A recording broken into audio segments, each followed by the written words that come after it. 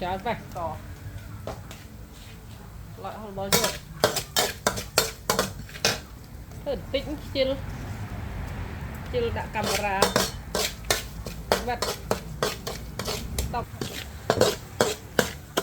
ngồi xong loại hết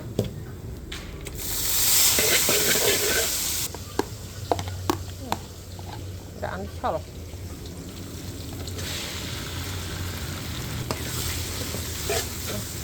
bật lục lạm bạch đạo cũng từ ban này thử năng phục vậy